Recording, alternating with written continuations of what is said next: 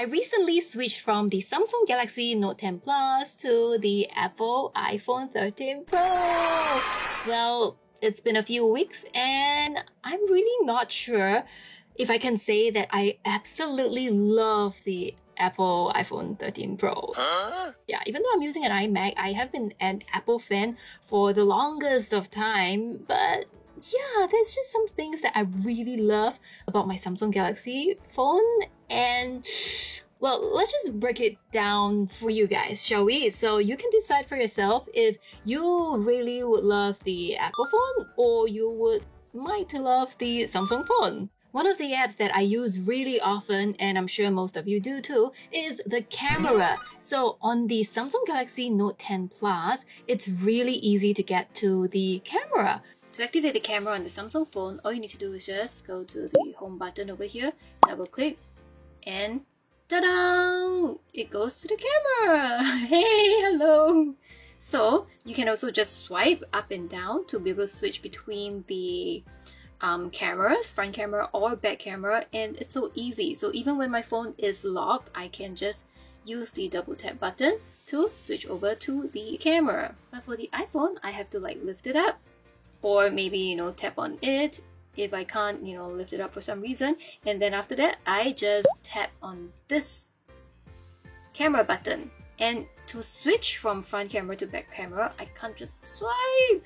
I have to press this twist button, this changing button, yeah, before I can change the camera. And this button only works if my phone is locked, right? But if let's say my phone is unlocked already, then other than having a camera button over here on my desktop, on my home screen, there isn't really a fast way, efficient way, a convenient way to access my camera, except other than swiping down to the home control center over here and then having my camera button shortcut right here to access it. So it's still like multiple steps. Like I have to go to home screen and then click on camera, or I have to swipe down and then go to camera. But for the Samsung phone, I can just double click no matter whether my phone is locked or unlocked, and I will just be able to access this very easily. So as you can see, it's so much easier to get to the camera function on the Samsung Galaxy phone. So this round, Samsung wins. Next, how to unlock the phone. On the Samsung Galaxy Note 10 Plus, I'm so used to using my fingerprint. To unlock my phone, all I need to do is just double tap, and then with the fingerprint button over here, I just click on it and then it will unlock. So if I'm wearing mask, I can just totally use my fingerprint or thumbprint over here. But for the iPhone, if I'm wearing a mask, then yeah, it can't recognize my face, so then I have to key in my passcode, which is it's huge, right? Everybody can see that I am keying in my passcode. And therefore this round Samsung wins again. Next, another feature that I really love on the iPhone, no, on the Samsung, but I absolutely have not gotten used to it at all on the iPhone, and I'm still trying really hard not to get frustrated, pissed off with the iPhone, is the going back to the previous page or to the previous menu function.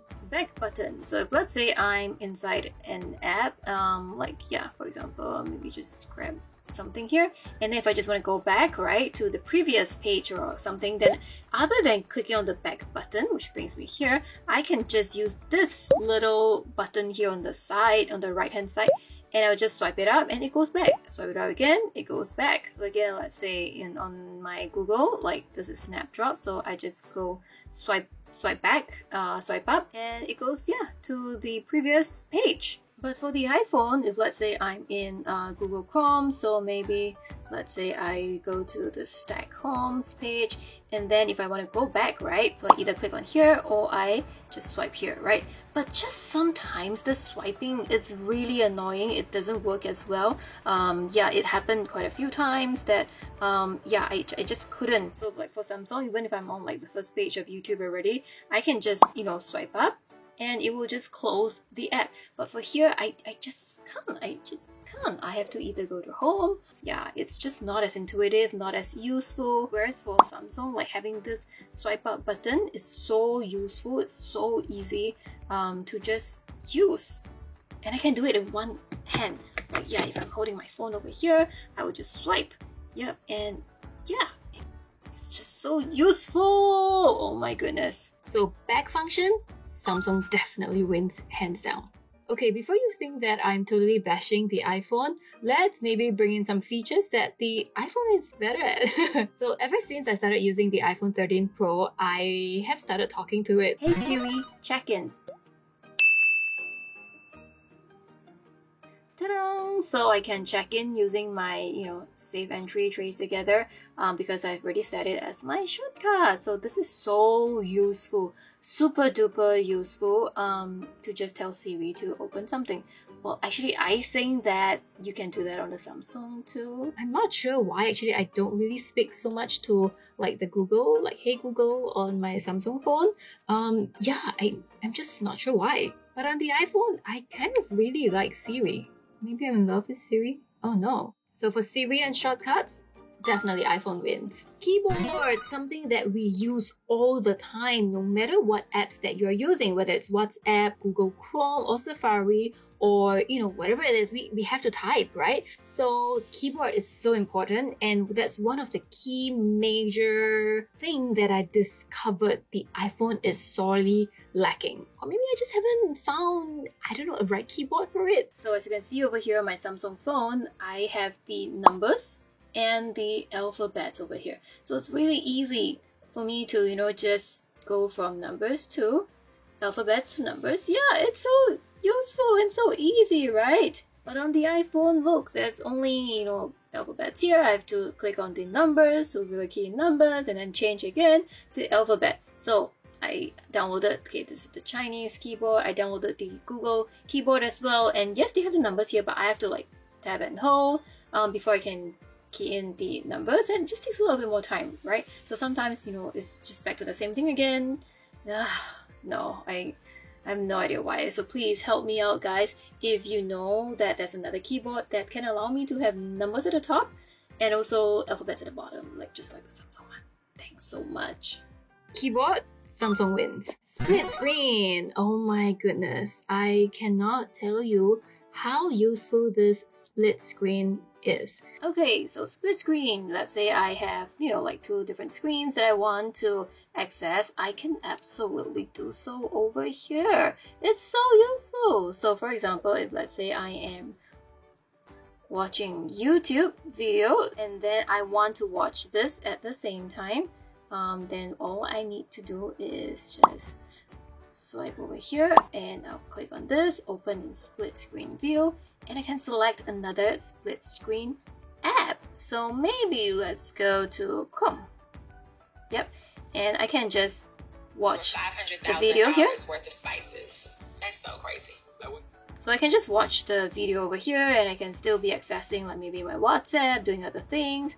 And yeah, so this is so useful, which you can't do on the iPhone at all. I don't know, like the Samsung's features, for some reason they're so much more useful. Yeah, but the iPhone, I just have no words to say. Like the user interface is supposed to be really good. Like I love my Mac, right? The Mac's user interface is so awesome. It's so easy to use. It's so clean. But for the iPhone, just somehow, lacks. Yeah, lacks in features. Really lacking in features. So having the option to have two screens on my phone, Samsung wins. Again, bashing iPhone, right? No, don't get me wrong, okay? I have a final feature where the iPhone wins like really hands down, and that is actually a deal breaker for me. Yep, so watch till the end for that final deal breaking feature on iPhone. Yes, so back to Samsung winning again. The side shortcut bar, side shortcut bar. What about the shortcut at the side on the edge is so useful. Oh my goodness. Edge screen over here. Yep, ta-da! This is where you can access your shortcuts. Yeah, whatever that you want over here that you often use. And it's just as simple as swiping from the edge. And ta-da! It is so useful. You can even add like split screen shortcut as well. So once I click on it, ta-da, there will be two of the screens. Yeah, just on your phone. This is so useful, right? Like, I'm just hoping that iPhone will catch up with Samsung in this area. I mean, I know it was useful, but I have not realized that how useful it was until the iPhone does not have it. Until I cannot use it on the iPhone. Like, I would inadvertently, like, you know, try to swipe on the side of the phone, but I just nothing that comes out. And I'm just so like, like, I'm not mad at it, but I'm kind of a little bit frustrated that I can't get to my favorite apps just by using the Edge shortcut bar. Yeah, that is so useful on the Samsung. So yeah, side shortcut bar, Samsung wins. Alright, now to the iPhone again, okay? Cool feature that the iPhone has is the distance measurement. Oh my goodness, like I definitely did not know that you can do that. Okay, so you go to measure over here, and then I have a ruler. So let's just do it short, like 5 cm over here. So I will click on the edge and then just move over to where my finger stops at. This is the 5 cm mark, and let's click on it, and ta-da! Do you see it? It says 5 cm. Yep, over here, 5 cm. Yep. There you go. So yeah, it's relatively accurate, but of course, you know, you have to be like straight. You can't really move it when you're measuring something. Otherwise, it will just disrupt the whole thing. But yeah, this is actually pretty useful. Definitely comes in very useful if you want to measure like the distance from a place to another place, or you want to measure something for your house, renovation, furniture or some sort. So for this cool feature, iPhone wins. Now, there's still many other features that both phones have or don't have, probably. Like, I can't know every single thing, right? But this final last feature that I found out is definitely a deal breaker for me, which is when I'm really staring at my iPhone for like a long period of time, either because I'm watching videos, reading articles or some sort, my eyes actually don't get as tired as when I'm looking for like the same amount of time on my Samsung. That I'm not sure whether it's because of the different screens that they're using or maybe the refresh rate. So Samsung is using AMOLED screen and the iPhone is using OLED screens. So it could also be refresh rates maybe. This is like 60 Hz and this is 120 Hz refresh rates, which you can clearly see the differences between these two on the camera. I do realize that when I'm watching stuff on my Samsung phone, when I'm just, you know, really just staring at it for like an hour, 2 hours without any breaks, which is not good. Please don't do that, okay? Please do have eye breaks. My eyes get super duper tired. I really can feel it. It really, really affects my eyes. But on the iPhone, it doesn't, like totally doesn't. I mean, of course, you still get a bit tired, like, you know, the normal eye fatigue because you're staring at a screen for so long, but I can literally tell the difference when I'm staring at the iPhone versus staring at the Samsung screen. My eyes feel very, very different. So for this reason alone, I am really trying my best to get used to iPhone, how all the different features work and how I can, yeah, just make the workflow better and yeah, just make it work for me. So will I go back to the Samsung phone?